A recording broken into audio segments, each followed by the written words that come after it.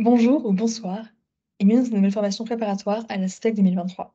Je m'appelle Inès, je suis la personne en charge du plat clinique pour cette édition et c'est moi qui vous guiderai à travers ce second module de notre logistique de formation Europe 101. Comme dit précédemment, Europe 101 a pour objectif de vous aider à mieux comprendre les institutions européennes, processus de décision et également notre simulation. Le module que vous regardez a pour but de vous présenter plus en détail deux institutions, le Parlement européen et le Conseil de l'Union européenne. Dans cette vidéo, nous allons parler exclusivement du Parlement européen. Donc, si le conseil vous intéresse ou si vous y siégez, je vous invite à lancer l'autre vidéo. Ici, nous allons structurer le propos en trois parties. D'abord, nous allons parler du Parlement européen dans le processus décisionnel, ainsi que de ses spécificités. Ensuite, nous allons parler brièvement des différents groupes politiques qui le composent. Et j'insiste sur le brièvement, car ce sont vos chefs de groupe qui vous donneront plus d'informations sur la position de votre groupe et également sur son avis sur les différents textes. Et enfin, nous verrons ensemble lors de la semaine du point de vue du Parlement. Si cela vous va, commençons. Commençons par une question simple. Le Parlement européen, c'est quoi?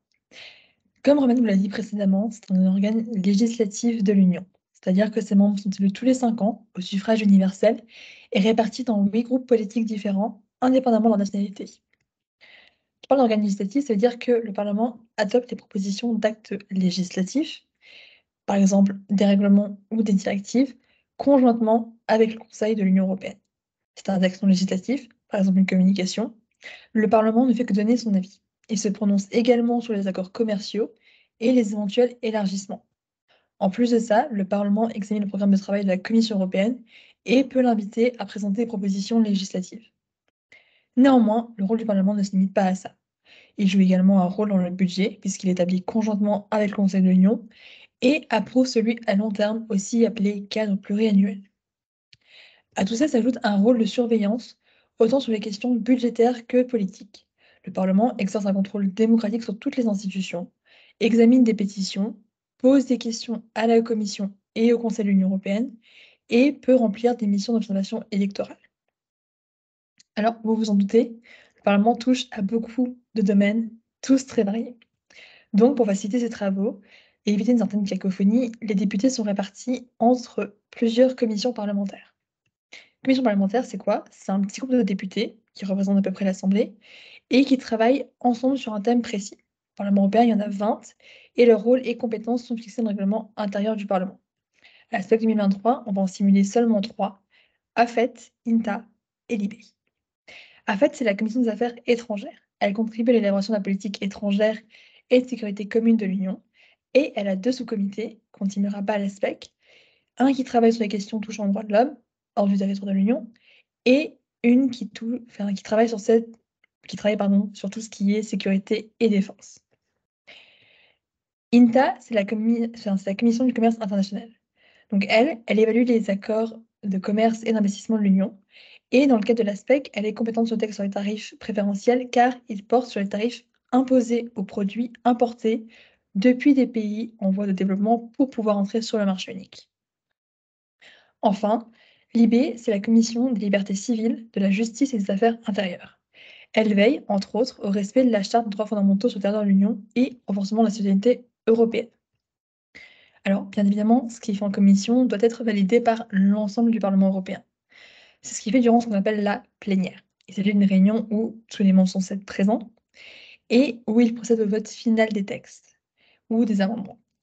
Tout comme dans les commissions, à la plénière, les députés sont installés de gauche à droite de l'hémicycle en fonction de leur groupe politique.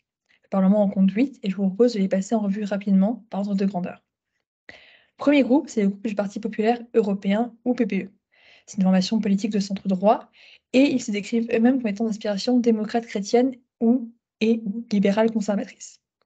Très concrètement, ça veut dire qu'ils sont en faveur de l'Union européenne politique, avec des règles souples pour le marché commun et une certaine promotion de valeurs familiales. Ensuite, il y a le groupe de l'Alliance progressiste et socialiste et démocrate, ou SND.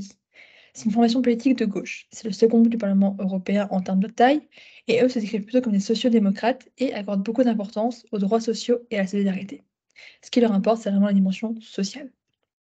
Ensuite, il y a le groupe Renaissance, ou Renew, qui incarne le centre du Parlement. Ils sont très europhiles. Pour eux, l'Union, ça a énormément à nous apporter, mais ça ne peut pas se faire n'importe comment. Ça va avoir un marché unique fort, avec une réglementation très très souple et favorable aux entrepreneurs. Ensuite, il y a le groupe des Verts et l'Alliance libre européenne. Eux, c'est la quatrième force du Parlement. Ils sont à gauche de l'hémicycle et ont des valeurs plutôt progressistes. Bien évidemment, l'environnement et sa protection sont capitales pour eux, et ils sont également très europhiles, mais contrairement à Renew, pour eux, l'Union doit jouer un rôle sur des questions sociales. L'égalité et la protection des consommateurs, c'est capital. Ensuite, il y a le groupe Identité et démocratie, ou ID, qui, lui, est à l'extrême droite du Parlement. Alors, eux, ils ne sont pas europhiles du tout. Pour eux, l'Union, ça a énormément d'aspects négatifs et ça représente plus une bureaucratie, voire une technocratie qu'un partenariat. Ce qui leur importe, c'est la croissance, la sécurité et une lutte plus forte contre l'immigration clandestine. Un autre groupe de droite, c'est celui des conservateurs et réformistes européens, ou CREU. Eux, ils veulent rendre leur souveraineté aux États membres car ils jugent que l'Union est partie trop loin d'intégration et ils sont également en faveur d'une régulation plus faible du marché unique et d'une plus grande liberté pour les entreprises. La politique d'asile et d'immigration de l'Union, c'est un autre point capital pour eux parce qu'ils jugent que celle-ci est pas très efficace et qu'elle ne respecte pas les décisions des États membres. Enfin, il y a le groupe de la gauche, GUE, qui est à l'inverse un groupe d'extrême gauche. Ils sont engagés pour la défense des travailleurs, de l'environnement et des droits humains. Ils critiquent souvent la politique de l'Union parce qu'ils jugent qu'elle est trop dictée par les logiques du marché. Et puis, il y a un dernier groupe, qui est celui des non-inscrits. Lui, il regroupe tous les députés qui ne sont pas membres d'un groupe politique ou qui en ont été expulsés, comme par exemple les députés hongrois du Fidesz. Nous avons parlé du rôle du Parlement, des commissions parlementaires et des différents groupes, mais qu'en est-il de votre semaine à l'ASPEC en tant qu'eurodéputé? Eh bien, c'est simple. Le lundi, votre semaine commence avec 2 séances plénières. Durant la première, au matin, il y aura l'ouverture officielle de la session, c'est-à-dire l'installation de la présidence, le renvoi en commission des textes, la présentation par la Commission européenne du programme de travail, l'exposé des positions par les chefs de groupe et la réunion du Conseil, ainsi que l'ouverture officielle des débats sur un premier texte. Les 2 textes restants sont débattus dans la séance de l'après-midi. Le mardi, vous allez travailler en commission. Donc vous allez commencer à examiner le texte de la commission en INTA ou celui de la rapporteure en AFET et LIBE pour pouvoir identifier les modifications que vous souhaitez faire et ou les points qui vous posent souci. Ce jour-là, les débats vont terminer à 18h pour que vous puissiez déposer vos amendements tranquillement et vous aurez jusqu'à 21h pour envoyer ceci sur la plateforme dédiée. Le lendemain, vous reviendrez en commission pour pouvoir voter cet amendement et adopter une proposition de texte amendée. Cette proposition sera proposée en plénière le jeudi, au matin si vous êtes en INTA, ou l'après-midi si vous êtes en AFET ou LIBE. Pour le texte de la commission INTA, proposition de texte amendée votée le jeudi va constituer ce qu'on appelle un mandat de négociation. On va en parler dans quelques instants avec le programme du vendredi. Pour le texte des commissions AFET et LIBE, les textes finaux sont adoptés durant la plénière du jeudi. Le vendredi, le Parlement a un programme un peu particulier parce qu'au matin, la rapporteure de la commission INTA, accompagnée par la présidence de la commission parlementaire et des rapporteurs fictifs, vont assister à ce qu'on appelle le trilogue.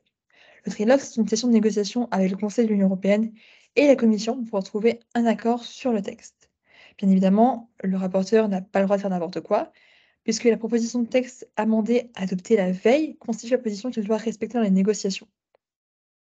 Pour les personnes qui ne sont pas concernées, il y aura des activités organisées en parallèle, mais il ne sera pas possible d'assister au trilogue car celui-ci est à huis clos. Enfin, une fois que celui-ci est terminé, après la pause déjeuner, la commission INTA va se réunir une dernière fois pour adopter ou non les conclusions du trilogue. Si celle-ci adopte les conclusions, le texte sera renvoyé en plénière pour le vote final.